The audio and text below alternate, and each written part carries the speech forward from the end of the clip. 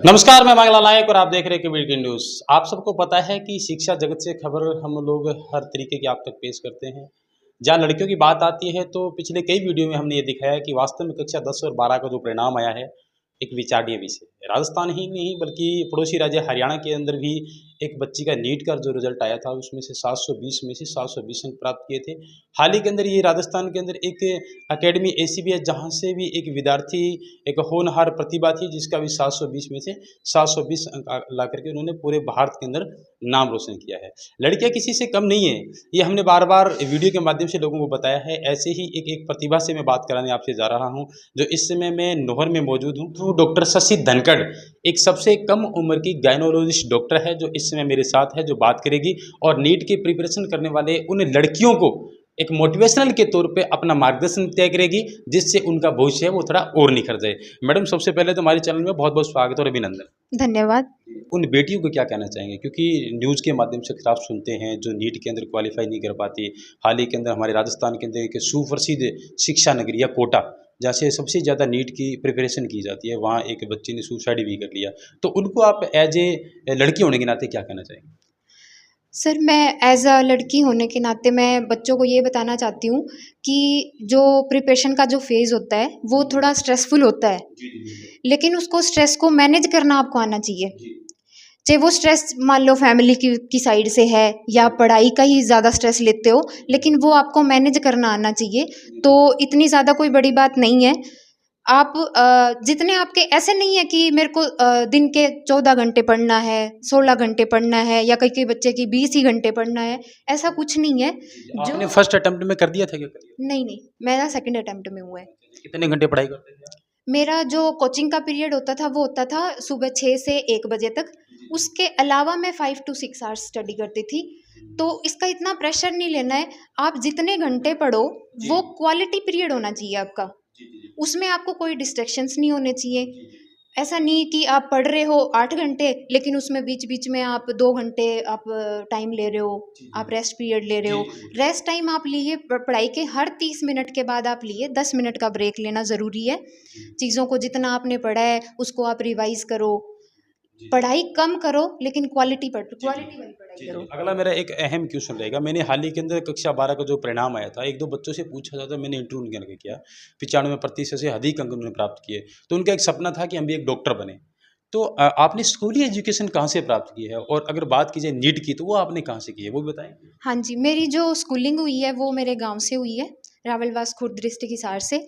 11th-12th मेरा आर्यनगर से हुआ है गवर्नमेंट स्कूल से। उसके बाद मैंने नीट की प्रिपरेशन करी है कोटा से और सीकर से। यानी कोटा का नाम आ ही गया हाँ राजस्थान जी, का। हाँ जी, हाँ जी जी। जी कोटा और सीकर से करी है मैंने। देन आफ्टर एमबीबीएस करी है मैंने doctor Y S Parmar government medical college Nahan से, हिमाचल प्रदेश से। और अब मैं यहाँ नौहर लाइफ लाइन हॉस्पिटल में एज अ मेडिकल ऑफिसर मैं यहाँ पोस्टेड हूँ। और हमारा प्रयास रहता है कि हर तरह के महिला रोग का सफल इलाज हम यहाँ सब करें। इलाज करें। हाँ जी, यानी कि प्रैक्टिस के रूप में आप लोग यहाँ नूर लाइफ लाइन हॉस्पिटल में सेवा दे रहे हैं 24 घंटे। हाँ जी, हाँ जी। मैं यहाँ 24 घंटे ड्यूटी पे रहती हूँ लाइफ लाइन हॉस्पिटल में। और नॉर्मल डिलीवरी का, सिजेरियन डिलीवरी की सारी सुविधाएं यहाँ उपलब्ध है। कोशिश रहती है कि हर पेशेंट की नॉर्मल डिलीवरी करवाएं। जहाँ तक सब होता है कोशिश करते हैं 99% की नॉर्मल डिलीवरी पेशेंट की कराएं, क्योंकि मैं यहाँ 24 घंटे उपलब्ध होती हूँ। जी एक जी जी हाँ जी, हाँ जी, पूछिए। तो जी एक इम्पोर्टेंट मेरी आपसे पूछना सवाल ये भी रहेगा कि अक्सर जो डॉक्टर बनने के बाद लोगों में थोड़ा एटीट्यूड सा आ जाता है, वो बात करना पसंद नहीं करते हैं। फैमिली मेम्बर के साथ जिस तरीके से पेशेंट का व्यवहार होना चाहिए इस तरीके से वो लोग पेश नहीं आते हैं। तो क्या आप लोग तो अभी प्रिपरेशन भी कर रहे हैं और आप 24 घंटे प्रैक्टिस रूम में सेवा भी दे रहे हैं, क्या आप में अभी आने वाले समय के अंदर कुछ चेंजिंग देखने मिलेगा? सर, पेशेंट का और डॉक्टर का तो ऐसा है कि रेपो बिल्डिंग होना बहुत मोस्ट इम्पॉर्टेंट काम है। सबसे प्राइम मोस्ट जो थिंग है वो है डॉक्टर पेशेंट की रेपो बिल्डिंग आपस में। अगर आप उनसे ढंग से बात ही नहीं करोगे तो पेशेंट आपका जो इलाज है उस पे आपको बिलीव भी नहीं करेगा पेशेंट कि सही दिया भी है कि नहीं दिया है। तो आपको पेशेंट को ये बिलीव करवाना पड़ता है पहले कि आप जो दवा लिख रहे हो वो ठीक लिख रहे हो। तो सर रेपो बिल्डिंग तो फर्स्ट है। आपके घर में कोई और भी डॉक्टर है, मम्मी पापा भाई बहन, कोई और भी किसी अच्छी सर्विस में है? सर, डॉक्टर मैं अपनी फैमिली में फर्स्ट हूँ। अच्छा, कैसा रिएक्शन रहा आपका जब आपने नीट क्वालिफ़िकेशन किया क्वालीफ़ाई किया सॉरी सेकंड अटेम्प्ट में? माँ-बाप के बड़े सपने होते हैं कि बेटी डॉक्टर बने और बेटियों को अक्सर कोटा इसीलिए भेजा जाता है कि वो डॉक्टर बन के ही वापस आएँ। क्या फर्स्ट रिएक्शन रहा और क्या उन बच्चियों को आप कहना चाहेंगे जो हाल ही के अंदर वो तैयारी कर रहे हैं, जाने की तैयारी कर रहे हैं सीख कर या कोटा की? सर रिएक्शन तो फैमिली का बढ़िया था, सब खुश हुए थे। अब इंडिया में नीट आपको पता है कि कितना बड़े लेवल का एग्ज़ाम है, तो मैंने क्लियर किया तो सब खुश हुए थे और इसमें मेन जो योगदान है वो मेरे पेरेंट्स का है, भाई का है, फ्रेंड्स का है और मेरे मम्मी-पापा जो हैं वो बहुत हार्ड वर्किंग हैं। क्या करते हैं आप? पापा फार्मर हैं। अच्छा, किसान की बेटी हो? हाँ जी, हाँ जी। मम्मी यानी हाउस मिडिल क्लास से हो मतलब कहने का हाँ मतलब जी, हाँ आपने जी। किसानी की है आपने। हाँ जी, हाँ जी, बिल्कुल। क्या सपने और हैं? क्योंकि एमबीबीएस तो आपने लगभग कंप्लीट कर लिया। हाँ जी। सर कोशिश तो है पीजी करने की, जल्दी से जल्दी पीजी करने की कोशिश है, पर मम्मी-पापा को इकोनॉमिकली स्टेबल करने के लिए मैं जॉब भी कर रही हूँ, साथ में प्रिपेयर भी कर रही हूँ कि उनको भी सहारा मिले। बाकी बच्चों के लिए मेरे को यही बोलना है कि अगर आपने सोचा है कि आपको डॉक्टर बनना है, तो आप ये ना सोचें कि 1 साल अगर ज़्यादा भी लग रहा है तो कोई बात नहीं, कभी-कभी होती हैं एग्ज़ाम में अच्छे से एग्ज़ाम नहीं हो पाता है, ब्लंडर मिस्टेक्स हो जाती हैं कभी-कभी। तो आप ऐसे मन को उदास ना करें, फिर से खुद को इकट्ठा करें और फिर से तैयारी शुरू करें अपनी। आपके चेहरे की स्माइल बता रही है कि आपने जो मंजिल सोची वो हासिल कर ली है। लेकिन उन बच्चों के लिए बड़ी कॉम्प्लिकेटेड पोज़ीशन हो जाती है जब वो इस दौर से वो लोग गुज़र रहे होते हैं क्योंकि आर्थिक अभाव सबसे बड़ा कारण बन जाता है, पारिवारिक स्थिति बन जाती है, तो वो लोग टूट भी जाते हैं। तो बेटियों को क्या सुसाइड मामले में कुछ सजेशन देना चाहेंगे कि वो सुसाइड करें या तो क्यों सोच के क्यों करें वो? क्योंकि ज़िंदगी तो एक अनमोल है।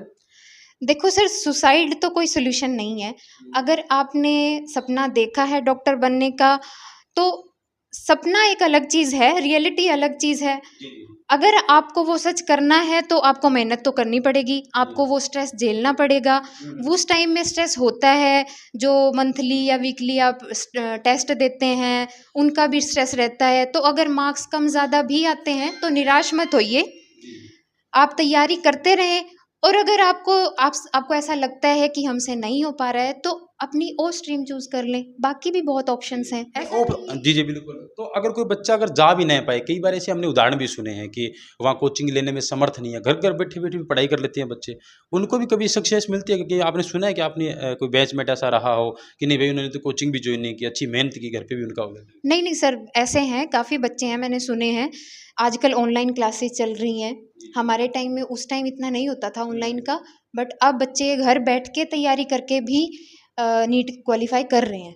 बच्चे आपको सुनेंगे कि डॉक्टर बनने के लिए अक्सर पढ़ाई का टाइम टेबल क्या रहता है? शशि धनखड़ किस टाइम उठती थी? किस टाइम उनका सोना रहता था? क्या उनका डाइट प्लान रहता था ताकि हेल्थ इश्यूज़ ना आए? हाँ जी, जैसे कोचिंग में था, मेरा टाइम था कोचिंग का सुबह 6 से 1 बजे तक का, तो हम साढ़े 4-5 बजे उठ जाते थे। उसके बाद कोचिंग का टाइम किया पूरा, 1 बजे घर आए, 1 डेढ़ घंटे रेस्ट किया। उसके बाद 5-6 घंटे पढ़ाई करी, फिर बीच में खाना-पीना तो होता ही रहता था और कम से कम 8 घंटे की नींद आपको लेनी बहुत ज़रूरी है। ये बहुत इम्पोर्टेंट बात बताई हाँ आपने, नींद जी, हाँ वाली। जी। हाँ जी, स्लीप जो है वो आपकी एक मेडिसिन ही मान लो आप।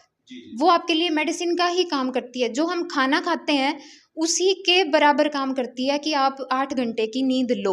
7 से 8 घंटे की नींद हर बच्चे के लिए बहुत ज़रूरी है। जी, जी। आप मुझे एक बात और भी बताएँ, जो दर्शक इस बात को भी सुनेंगे, जो अपनी बेटी को घर से बाहर भेजना चाहते हैं।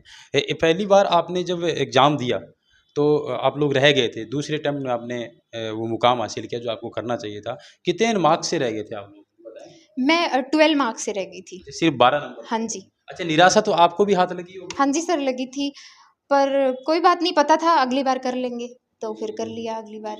हाँ जी। लेकिन इस सिचुएशन के अंदर पारिवारिक रिलेशन जो है वो मजबूत रहने चाहिए, सपोर्ट मिलने चाहिए। हाँ जी। नहीं सर, मेरा जो मेन योगदान है, जो मैं आज हूँ, वो मैं अपने मम्मी-पापा की वजह से ही हूँ। उन्होंने कभी मेरा साथ नहीं छोड़ा और हमेशा मेरा ध्यान रखा है, हमेशा मेरे को हिम्मत दी है कि कोई बात नहीं, जिस टाइम मैं रह भी गई थी तो उस साल भी कि कोई बात नहीं, अगले साल पक्का होएगा। अभी उम्र कितनी हुई आपकी? अभी मेरी 27। हालाँकि लड़की की उम्र नहीं पूछनी चाहिए, लेकिन एक डॉक्टर है, यूथ है और मैंने पूछ लिया और अभी उनकी जो उम्र है वो काफ़ी कम उम्र है। हो सकता है इन फ्यूचर के लिए ये जो इनका उम्र के हिसाब से जो टैलेंट है वो थोड़ा सा और निखर के आए। आखिरी मेरा सवाल रहेगा, नौर के इलाके की कोई बच्ची अगर आपसे मिलना चाहे, कुछ नीट की प्रिपरेशन के बारे में जानकारी लेना चाहे, कहाँ मिले आपसे, किस एड्रेस पे मिले? हाँ, बच्चे आके पूछ सकते हैं, अपनी क्वेरीज जो भी हैं वो सलाह कर सकते हैं। Lifeline hospital near Bhagat Singh चौक, नौहर। मैं 24 आवर्स यहीं रहती हूँ। और क्योंकि पेशेंट्स, गायनी के पेशेंट्स आपको पता है कभी भी इमरजेंसी आ सकती है, तो हमें 24/7 सेवाएं देनी पड़ती हैं। और कोशिश करते हैं नॉर्मल डिलीवरी करवाएं, बाकी भी सारी फैसिलिटीज़ यहाँ अवेलेबल हैं, नॉर्मल डिलीवरी की, सिजेरियन की, और सभी तरह के महिला रोगों का सफल इलाज करने की पूरी कोशिश हमारी रहती है। जैसे कि ल्यूकोरिया है, बाकी माहवारी का ज़्यादा आना, सेम बांझपन हो गया, और किसी किसी बच्चों में, जैसे लड़कियों में टाइम से उनका जो पीरियड्स हैं वो नहीं आते हैं, मेनार्क टाइम से नहीं आता है, और PCOS जो आजकल सबसे ज़्यादा कॉमन है। तो इन सारी बीमारियों का इलाज, सफल इलाज करने की पूरी कोशिश रहती है हमारी। हाँ, चलिए, धन्यवाद आपका। Thank you. तो सुना आपने डॉक्टर शशि धनखड़, जो कम उम्र में किस तरीके से नीट को क्वालिफाई कर माँ बाप के सपनों को साकार किया। और जी हाँ, इनका एक उद्देश्य और भी है कि जैसे तैसे में PG कंप्लीट करूं और उसके बाद में युवाओं के प्रति मार्गदर्शन और भी तय करूं। आप सबको पता है कि सोशल मीडिया के माध्यम से रील्स वगैरह देखते हैं, पापा की परियों को देखते हैं जहाँ उठापटक लगी रहती है, लेकिन ऐसे में कुछ एक पापा की परियाँ ऐसी भी है जो हाल ही के अंदर नीट क्वालिफाई करके डॉक्टर भी बनी है, और कुछ एक पापा की परियाँ ऐसी भी है जिनका हमने इंटरव्यू किया है, जो जिला को टॉप किया है। बहरहाल, कबीर की न्यूज़ एक अच्छी खबरों के साथ साथ अच्छे डॉक्टरों से मुखातिब होती रहती है। उम्मीद है कि चैनल पे नए आए हैं तो लाइक करेंगे, कमेंट्स करेंगे, फॉलो करेंगे, अपनी प्रतिक्रिया साझा जरूर करेंगे। ऐसे ही डॉक्टरों से और भी मुलाकात करेंगे, और मैडम से, शशि धनखड़ से, उसके पर्सनल एक्सपीरियंस के बारे में फिर से मुखातिब होंगे एक इंटरव्यू के साथ। धन्यवाद। ज़्यादा से ज़्यादा वीडियो को शेयर करें, लाइक करें, कमेंट्स करें। जय हिंद, जय भारत।